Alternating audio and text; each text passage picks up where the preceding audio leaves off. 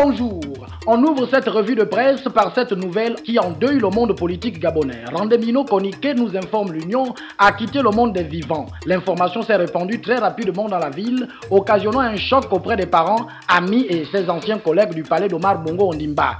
Par contre, Léon Zouba, lui, est bel et bien en vie et le journal Lombanja, contrairement à ce qui se dit, rapporte que c'est Ali qui a chassé Zouba du gouvernement, le pauvre qui se trouvait dans son Mouila natal pour annoncer la tournée des ministres de Langounier dans sa province et aussi pour danser au Bouiti avec la photo du chef, a été surpris par Denise Mekameno à la télévision pour annoncer Urbi et Orbi sa propre démission non écrite. Mais Léon Zouba reste tout de même membre du parti au pouvoir, un parti sur lequel nos confrères du Mbanja s'interrogent si les grosses légumes du PDG seront inquiétés dans l'affaire qui fait le buzz actuellement, les fêtes tournantes. Le journal nous apprend que l'emprisonnement des seconds couteaux a démarré par Jano Kalima, membre du comité permanent du bureau politique du PDG et ancien directeur de cabinet de l'ex-ministre de TP, Idriss Firmin-Gari le tonnerre. Dans cette affaire qui donne le vertige aux dirigeants actuels et aux anciens, la griffe attaque en disant que le gangster de Kembo, entendez Jean Yordon, l'ex-premier ministre, est fait comme un rat. Sauf miracle, il ne pourra pas s'en sortir,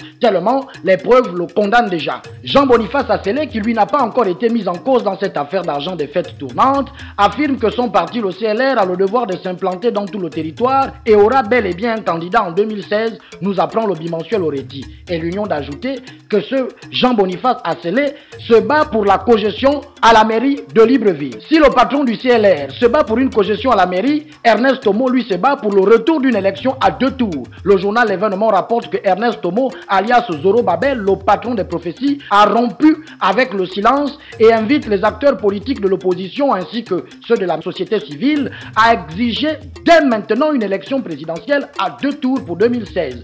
Pendant ce temps, Ebola, qui n'a pas besoin de 2 tours pour décimer les populations, fait déjà l'objet des mesures draconiennes du gouvernement. Nos confrères de l'événement nous disent que le Gabon suspend les vols et l'octroi des visas aux pays touchés par l'épidémie. Ali Bongo, qui encourage la lutte contre Ebola, encourage également les panthères du Gabon à qui il a rendu visite hier pour leur apporter son soutien selon l'Union. Les panthères qui joueront ce samedi face à l'Angola pourront profiter des stratégies de nos confrères de Gabon Matin qui consacrent tout un article sur ce qu'il faut faire pour venir à bout des Angolais. Et pour venir à bout des Angolais, les panthères auraient-ils besoin d'un crâne acheté dans ces marchés florissants, des crânes humains dont parle le journal Fait divers, des crânes humains qui sont vendus comme des bouts de pain par des assoiffés d'argent et de pouvoir. Est-ce le cas pour les 2 individus de Bongonville qui ont trouvé une méthode originale pour se nourrir lorsqu'arrive l'heure du repas? Ils se transforment en éléphants à Tarzan pour dévaster les champs de leurs voisins, précisent nos confrères de Fait divers, qui rapportent également qu'un fantôme d'Itengu sème la peur à Mimongo au quartier de Toulouse où l'Ongongongo fait ses exhibitions en occupant toute une ruelle. Les pauvres habitants actuellement cherchent d'autres chemins. Ce fantôme n'est pas encore arrivé sur la nationale 1 où nos amis de l'Union nous rapportent qu'un accident a causé 1 mort et 10 blessés au cours d'une collision au niveau de Colassi.